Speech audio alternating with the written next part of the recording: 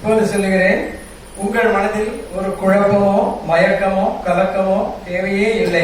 ஏனென்றால் நமது நிகழ்ச்சியின் கடைசி பாடலுக்கு வந்துவிட்டோம்.